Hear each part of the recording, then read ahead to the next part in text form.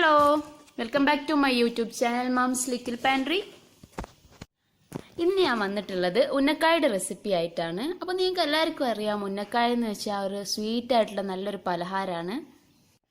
അപ്പോൾ ഉന്നക്കായി എങ്ങനെ ഉണ്ടാക്കാമെന്നുള്ളത് നോക്കാം. അപ്പോൾ അതിനായിട്ട് ഞാനിവിടെ ഒരു 3 നേന്ത്രപ്പഴം എടുത്തിട്ടുണ്ട്. വല്ലാണ്ട് പഴുക്കാത്ത പഴമാണ് വേണ്ടത്. പഴുപ്പ് കൂടിപ്പോയാൽ നമ്മൾ ഉണ്ടാക്കുന്നത് ശരിയാവില്ല. അപ്പോൾ സാധാരണ എല്ലാവരും തൊലി മാറ്റാതെ തന്നെ വേവിച്ചെടുക്കാറാണ്. ഞാനിവിടെ തൊലി കളഞ്ഞതിന് ശേഷം ആവിക്ക് വേവിച്ചെടുക്കുകയാണ് ചെയ്യുന്നത്. അതാവും കൂടുതൽ നന്നായി കിട്ടുക. അപ്പോൾ ഫസ്റ്റ് നമുക്ക് ഇതിൻ്റെ തൊലിയൊക്കെ ഒന്ന് കളഞ്ഞിട്ട് ചെറുതായിട്ടൊന്ന് മുറിച്ചെടുക്കാം.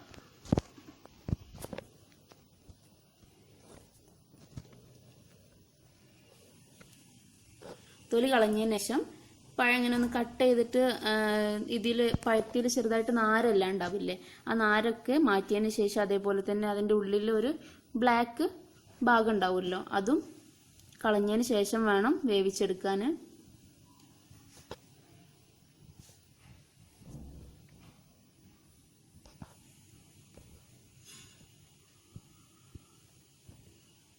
ഇത് കണ്ടില്ലേ, ഈ ബ്ലാക്ക് ഭാഗം നമുക്ക് കണ്ട് മുറിച്ചൊഴിവാക്കാം.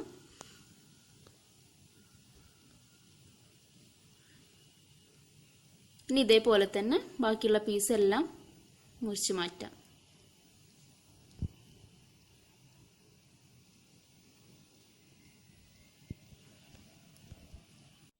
ഇതേപോലെ ആരെല്ലാം ഒഴിവാക്കുക.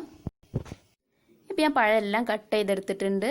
ഇനി ഇത് ആവിക്കൊന്ന് വേവിച്ചെടുക്കണം. അപ്പം അതിനായിട്ട് ഞാനൊരു പാത്രത്തിൽ വെള്ളം എടുത്തിട്ടുണ്ട്. അതിന് മേലെ ഇതേപോലെ ഹോൾസ് ഉള്ള ഒരു പാത്രം വെച്ചിട്ടുണ്ട്. ഇനി പഴം ഇതിൽ ഇതേപോലെ ഒന്ന് വെച്ച് കൊടുക്കാം. എന്നിട്ട് ഒരു 3-4 മിനിറ്റ് അടച്ച് വെച്ച് വേവിച്ചാൽ മതി. ഇപ്പോൾ 4 മിനിറ്റ് ആയിട്ടുണ്ട്. അപ്പം നമ്മുടെ പഴം നല്ലോണം വെന്തിട്ടുണ്ട്. ഒരു സ്പൂണ് വെച്ച് ഇങ്ങനെ ജസ്റ്റ് ഒന്ന് തൊട്ട് നോക്കുമ്പോൾ ഉടഞ്ഞു വരുന്ന രീതിയിലാവണം. ഇനി ഇത് ചൂടോടെ തന്നെ ഒന്ന് ഉടച്ചെടുക്കണം. അപ്പോൾ അതിനായിട്ട് ഞാനൊരു പാത്രം എടുക്കുന്നുണ്ട്. ഇനി ഇതിലോട്ട് മാറ്റിയിട്ട് ഒന്ന് ഉടച്ചെടുക്കാം. ഇതേപോലെ കുറച്ച് കുറച്ചായിട്ട് പാത്രത്തിലോട്ട് മാറ്റിയിട്ട് ഒന്നിങ്ങനെ സ്പൂൺ വെച്ച് ഉടച്ചു കൊടുത്താൽ മതി. പീസൊന്നും ഇല്ലാത്ത രീതിയിൽ നന്നായിട്ടൊന്ന് ഉടച്ചെടുക്കുക. മിക്സിയിലിട്ട് അടിക്കുന്നതിനേക്കാൾ നല്ലത് ഇങ്ങനെ സ്പൂൺ വെച്ച് ചെയ്യുന്നതാണ്. മിക്സിയിലിട്ട് അടിച്ചാൽ വല്ലാണ്ട് ലൂസായി പോവും. ഇപ്പോൾ മുഴുവനായിട്ട് ഞാൻ ഉടച്ചെടുത്തിട്ടുണ്ട്. ഇനി ഇതേപോലെ കൈകൊണ്ട് ഒന്ന് ഉടച്ചു കൊടുക്കുക, പീസൊന്നും ഇല്ലാത്ത രീതിയിൽ. ഇപ്പോൾ പഴം മുഴുവനായിട്ട് ഞാൻ കുഴച്ച് വെച്ചിട്ടുണ്ട്. ഇനി ഇതിലോട്ടുള്ള ഫില്ലിങ് റെഡിയാക്കണം. ശർക്കരപ്പാനി ഉണ്ടാക്കാൻ വേണ്ടിയിട്ട് ഞാനൊരു 2 അച്ച് ശർക്കര എടുത്തിട്ടുണ്ട്. ഇത് കുറച്ച് വെള്ളത്തിലിട്ടിട്ടൊന്ന് ഉരുക്കിയെടുക്കണം. നല്ലോണം ഒന്ന് മെൽറ്റായതിന് ശേഷം ഇത് നമുക്ക് മാറ്റി വെക്കാം. അടുത്തതായിട്ട് ഞാനൊരു പാൻ വെച്ചിട്ടുണ്ട്. അതിലോട്ട് കുറച്ച് നെയ്യ് ഒഴിച്ചു കൊടുക്കുക. നെയ്യ് ഇഷ്ടമില്ലാത്തവരാണെങ്കിൽ ബട്ടർ യൂസ് ചെയ്യാം. ഇനി അതിലോട്ട് കുറച്ച് കശുവണ്ടിയും ബദാമും ചെറുതായി അരിഞ്ഞത് ഇട്ടിട്ടൊന്ന് വറുത്തെടുക്കണം. ഇനി ഇത് ചെറുതായിട്ടൊരു ഗോൾഡൻ കളറായി വരുമ്പോൾ ഇതിലോട്ട് ചിരകിയ തേങ്ങ ആഡ് ചെയ്യണം. അപ്പോൾ ഞാനൊരു 1.5 കപ്പ് തേങ്ങയാണ് എടുത്തിട്ടുള്ളത്. അതും കൂടി ഇട്ടിട്ട് ഒന്ന് വറുത്തെടുക്കുക. ഇതിൻ്റെ കളറൊന്നിങ്ങനെ മാറി വരുമ്പോൾ അതിലോട്ട് നമ്മൾ നേരത്തെ ഉണ്ടാക്കി വെച്ച ശർക്കര പാനി കൂടെ ആഡ് ചെയ്ത് കൊടുക്കുക. എന്നിട്ട് ഒന്ന് നല്ലോണം മിക്സ് ചെയ്യുക. ഇപ്പോൾ നമ്മുടെ കൂട്ട് നല്ല ഡ്രൈ ആയി വന്നിട്ടുണ്ട്.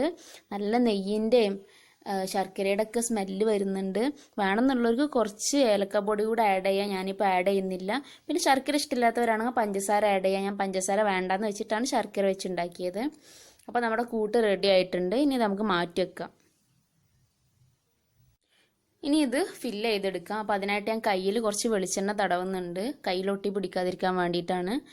എന്നിട്ട് ഇത് പഴം നമുക്ക് ജസ്റ്റ് ബോൾസ് ആക്കിയിട്ട് എടുക്കാം. ഒരു ചെറുനാരങ്ങയുടെ വലുപ്പത്തിലൊക്കെ എടുത്താൽ മതി. എന്നിട്ട് അത് കയ്യിൻ്റെ ഉള്ളിൽ വെച്ചിട്ടൊന്ന് ഇങ്ങനെ പരത്തി കൊടുക്കുക. പരത്തുമ്പോൾ ശ്രദ്ധിക്കുക, വല്ലാണ്ട് കട്ടി കുറയാൻ പാടില്ല. കട്ടി കുറഞ്ഞാൽ പൊട്ടിപ്പോവും. അപ്പോൾ കുറച്ചൊരു കട്ടിയിൽ ഇങ്ങനെ പരത്തിയെടുക്കുക. എന്നിട്ട് അതിൻ്റെ സെൻറ്ററിൽ നമുക്ക് നേരത്തെ ഉണ്ടാക്കി വെച്ച കൂട്ട് വെച്ച് കൊടുക്കുക.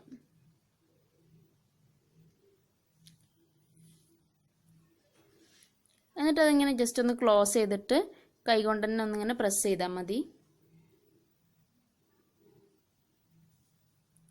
എന്നിട്ട് കൈൻ്റെ ഉള്ളിൽ വെച്ചിട്ട് തന്നെ ഒന്നിങ്ങനെ ഷേപ്പ് ചെയ്തെടുക്കാം. ഹോൾസ് ഒന്നും ഇല്ലാതെ ശ്രദ്ധിക്കണം. ഹോൾസ് ഉണ്ടെങ്കിൽ ഉള്ളിലോട്ട് എണ്ണ കയറും. ഇതേപോലെ തന്നെ ബാക്കിയെല്ലാം നമുക്ക് ചെയ്തെടുക്കാം.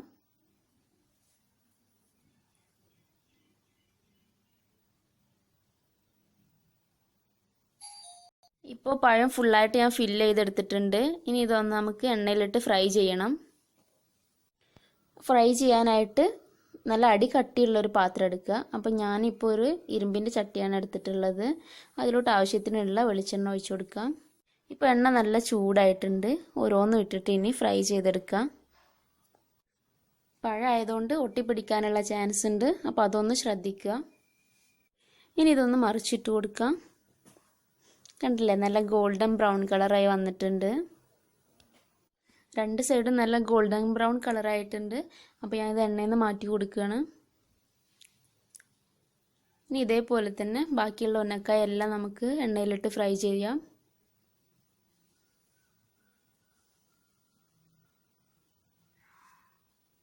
അപ്പോൾ ഉന്നക്കായ എല്ലാം ഞാൻ വറുത്തെടുത്തിട്ടുണ്ട്. കണ്ടില്ലേ, നല്ല ഗോൾഡൻ ബ്രൗൺ കളറായി കിട്ടിയിട്ടുണ്ട്.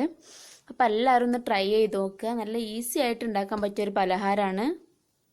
അപ്പോൾ നിങ്ങൾ എൻ്റെ വീഡിയോ ആദ്യമായിട്ടാണ് കാണുന്നുണ്ടെങ്കിൽ എൻ്റെ ചാനൽ ഒന്ന് സബ്സ്ക്രൈബ് ചെയ്യുക. വീഡിയോ ഇഷ്ടമാവുകയാണെങ്കിൽ എല്ലാവരും ലൈക്ക് ചെയ്യുക, ഷെയർ ചെയ്യുക. നിങ്ങളുടെ അഭിപ്രായങ്ങളും നിർദ്ദേശങ്ങളും കമൻറ്റ് ചെയ്യുക. താങ്ക്